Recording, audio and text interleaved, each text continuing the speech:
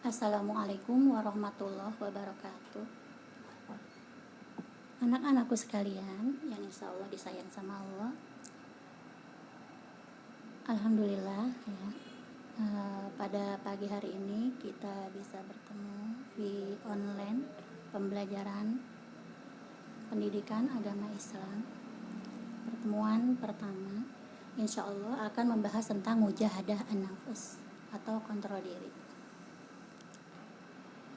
Sebelum kita mulai, kita ta'aruf dulu ya, memperkenalkan diri dulu. Ibu akan memperkenalkan diri dulu ya. Biasanya ibu akan kenalan juga dengan kalian satu persatu kalau misalnya offline ya. Tapi sekarang nggak apa-apa, ibu aja yang memperkenalkan diri. Nama ibu Bu Maryam. Biasa anak-anak suka panggil Umi, harusnya Umu ibu. Ini kenapa jadi Umi? Mungkin karena udah ada budaya umi kali ya. Baiklah anak-anakku sekalian, kita buka saja ya dengan baca basmalah. Bismillahirrahmanirrahim. Sebelum kita mulai pada materi berikutnya, Ibu sedikit memberikan motivasi kepada kalian kenapa kalian harus belajar ilmu agama Islam. Karena pelajaran ilmu agama Islam itu ibaratnya seperti pondasi dalam bangunan.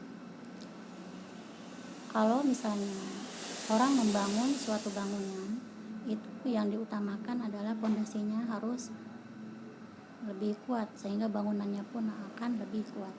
Begitupun ya, kita semua. Pondasi kita adalah belajar agama Islam supaya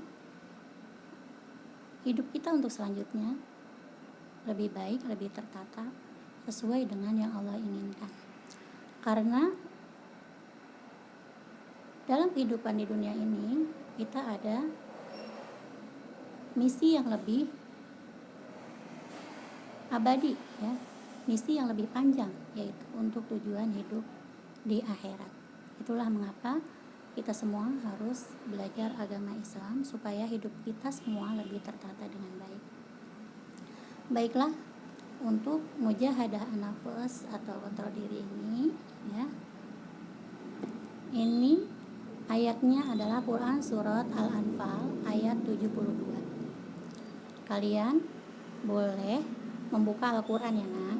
Nah juga ibu menyarankan kalian sebelum belajar agama Islam atau belajar yang lainnya ya, kalian wudhu dulu. Apalagi kalau misalnya udah ada waktu duha, silahkan sholat duha dulu ya nak ya, baru dimulai pembelajaran. Terutama apabila pelajaran PAI ini kalian udah punya wudhu, udah bisa buka Al-Quran. Kalian buka Quran surat Al-Anfal, Quran surat yang ke-8 ayat 72. Nah, ini kalian baca ya, juga kalian pahami artinya.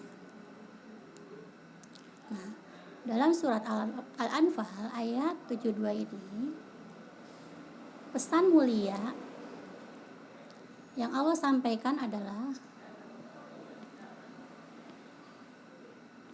ada peristiwa hijrah. Nah, ini nanti bisa kita jadikan ibrah buat kita, jadikan ibrah, pelajaran buat kita supaya kita bisa melakukan kontrol diri. Nah, dalam Quran surat Al-Anfal ini ada peristiwa hijrah ya. Yang mana peristiwa hijrah itu kalau kita bahas ada yang namanya kaum muhajirin. Kaum muhajirin. Siapa itu kaum muhajirin? Kaum muhajirin itu adalah orang-orang yang beriman ya, mereka itu beriman, itu luar biasa mempertaruhkan keimanannya karena di Mekah sudah tidak nyaman ya, sudah tidak ada tempat beribadah yang nyaman buat mereka. Akhirnya Allah memerintahkan mereka untuk berhijrah.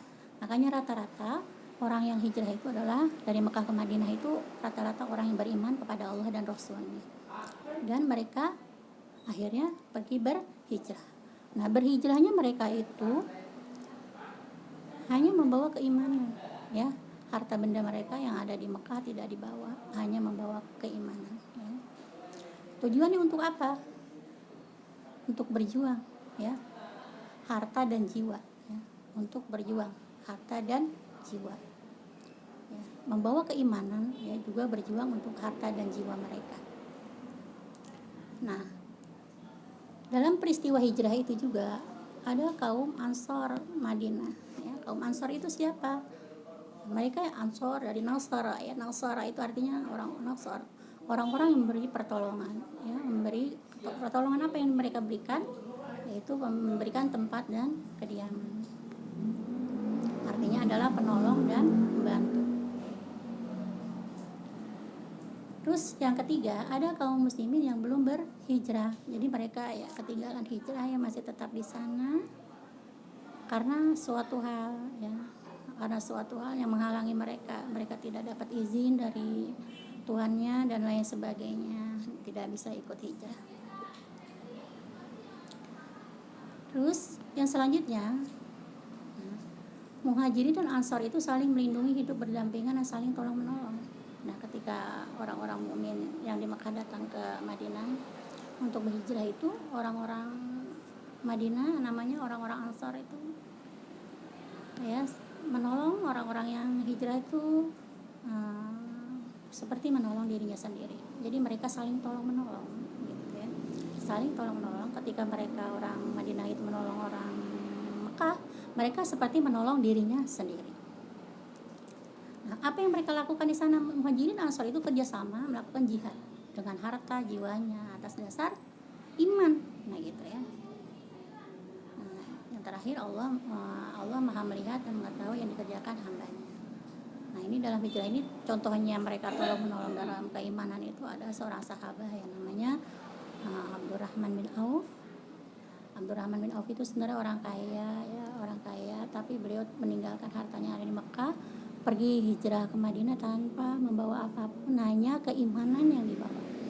Sampai di sana ketemu dengan orang Madinah, ya, orang Ansar yang namanya Ibnu Arabi. Nah, Ibnu Arabi.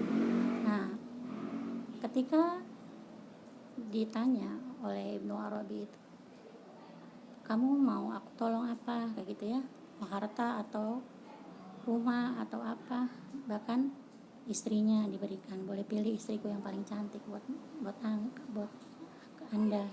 Tapi Abdurrahman bin Auf juga punya izzah, punya harga diri, ya. Dia bilang, tunjukkan saja aku pasar. Nah, makanya oleh sahabatnya yang di Ansor itu ditunjukkanlah Abdurrahman bin Auf untuk mencari tempat dagang, dan akhirnya mereka berdagang sampai kembali menjadi orang yang sukses. Nah, Quran surat Al-Anfal menjelaskan bahwa kaum Muhajirin dan Ansar telah memberikan teladan dalam mujahadah kontrol diri, gitu, ya. Jadi mereka mengerjakan segala sesuatu itu apa? Karena keimanannya kepada Allah Subhanahu wa taala, ya, bukan atas dasar hawa nafsunya, gitu. Sekarang kita bahas tentang mujahadah an-nafs. Mujahadah perjuangan sungguh-sungguh melawan hawa nafsu atau bersungguh-sungguh menghindari perbuatan yang melanggar hukum Allah Subhanahu wa taala. Jadi melawan hawa nafsu, ya. Bukan untuk membunuh hawa nafsu, melawan dan mengendalikannya. Ya, karena dalam hidup manusia ini cuma ada dua, yaitu jalan Allah, jalan kebenaran, yaitu jalan Allah, dan jalan hawa nafsu yang diprakarsai oleh setan, ya, syaitan. Nah, nafsu menurut Al-Quran itu ada 3. Yang pertama adalah nafsu amarah, ya. Apa itu nafsu amarah? Nafsu amarah adalah mendorong manusia kepada keburukan, ya. Nah, ada dalam Quran surat Yusuf ayat 53. Boleh kalian buka, ya, di dalam Al-Quran, dipahami, dibaca artinya. Terus yang kedua adalah nafsu lawamah. Apa itu nafsu lawamah? Nafsu lawamah adalah nafsu yang menyesali setiap perbuatan buruk, ya. Jadi setiap dia melakukan perbuatan buruk, akhirnya dia menyesal kayak gitu ya. Lihat Quran surat Qiyamah ya, ayat 2. Terus nafsu mutmainnah, nafsu yang tenang, yang mengarah kepada kebaikan. Nah, ini ada Quran surat Al-Fajr ya, Al-Fajr ayat 30. Kalian bisa buka, dibaca, dan dihafalkan ayat-ayatnya. Nanti kalian bisa store ya ke ibu via video call ya, Vici boleh. Nah, sedangkan nafsu menurut Imam Ghazali itu ada 4 ya. Pertama nafsu harta benda, yang kedua nafsu amarah, nafsu kesenangan duniawi, nafsu syahwat. Nafsu harta benda itu kita boleh ya menjadi orang yang banyak harta benda, tapi bukan berarti harta benda itu kita kumpulkan berdasarkan hawa nafsu, tapi harus berdasarkan apa yang Allah inginkan ya gitu ya. Jadi harta ketika kita dapatkan, hartanya itu kita buat untuk mendapat keridhaan Allah di jalan Allah. Terus nafsu amarah. Nafsu amarah itu seperti tadi udah dijelaskan di atas, yang menyesali setiap perbuatan yang buruk kayak gitu. Awalnya sebenarnya dia marah gitu, akhirnya menyesali perbuatannya. Nah, makanya nafsu amarah itu bisa dikendalikan dengan bagaimana kita bersabar ya. Bersabar, bertawakal, berlapang dada dan memaafkan. Insya Allah tidak akan terjadi nafsu amarah. Nah, yang selanjutnya ada nafsu kesenangan duniawi. Ya, duniawi kayak gitu ya. Nah, kalau nafsu duniawi ini itu nafsu yang memang tidak ada cukupnya kayak gitu ya. Makanya kita bisa dikendalikan oleh duniawi kalau kita terlalu cinta duniawi. Karena apa? Ya, kalau duniawi itu ya pengen duniawi, pengen dunia yang satu, pengen sesuatu yang satu, pengen lagi yang lainnya kayak gitu, gak akan ada cukupnya. Makanya seorang sahabat Abu Bakar As-Siddiq, beliau selalu berdoa kepada Allah, ya Allah jadikanlah dunia di tanganku bukan di hatiku. Karena kalau dunia di tanganku, aku bisa mengendalikannya untuk mendapatkan ridhomu. Tapi kalau dunia ada di hatiku, mereka yang akan mengendalikan aku. Maka lindungilah aku ya dari dunia ada di hatiku. Nah, nafsu syahwat. Nah, ini nafsu syahwat ini membuat manusia jadi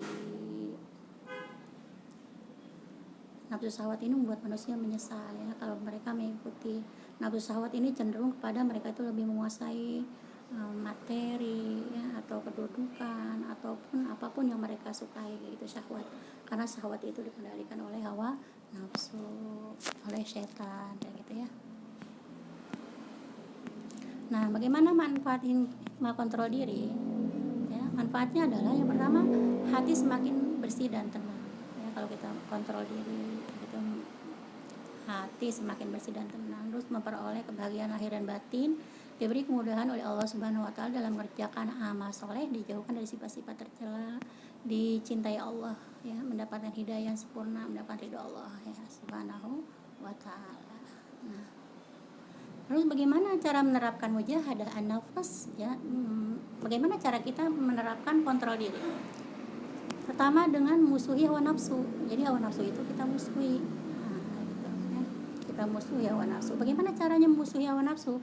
Kita berlindung kepada Allah Subhanahu wa taala. Ya, contohnya misalnya masuk waktu sholat, hawa nafsu kita itu pasti maunya kita jangan sholat dulu, nanti tanggung nih lagi main HP, asik gitu ya, lagi asik gitu kan, lagi DM-an dan lain sebagainya. Itu kan hawa nafsu maunya seperti itu.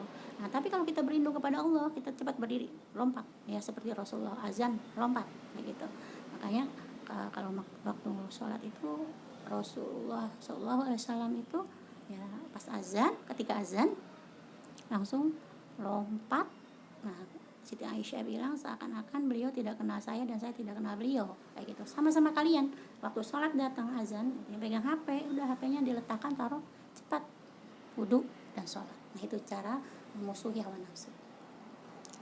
Terus merenungi dampak negatif dari perilaku maksiat, dan renungilah dampak positif dari beramal saleh. Itu sering merenung ya, muhasabah, mungkin kalau bahasa Arabnya muhasabah, evaluasi. Gimana kalau aku nanti seperti ini ya, Kalau aku mengikuti maksiat akhirnya seperti ini. Kalau misalnya aku ikut beramal soleh, aku misalnya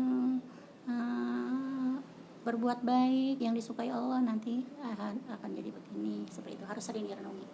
Selanjutnya memperbanyak melanggengkan, ya, membiasakan berzikir kepada Allah Subhanahu wa taala, ya, membiasakan berzikir. Kayak gitu. Zikir itu kita tidak bisa memberikan arti sempit bahwa ketika habis sholat aja gitu ya baca zikir, tapi zikir itu bisa kita lakukan kapan saja, di mana saja. Ketika kita sedang lupa kayak gitu ya, ketika kita sedang lalai, langsung kita istighfar, ingat kepada Allah, dan sering-sering berdoa kayak gitu ya, minta selalu Allah bimbing untuk diberi kekuatan di dalam melakukan kontrol diri supaya mendapat kasih sayang Allah, ya. Supaya kita mendapat kebahagiaan bukan hanya di dunia tapi juga kebahagiaan di akhirat. Itulah mungkinnya materi tentang kontrol diri. Kalau ada pertanyaan boleh ya, boleh WA atau telepon langsung, silahkan. Assalamualaikum warahmatullahi wabarakatuh.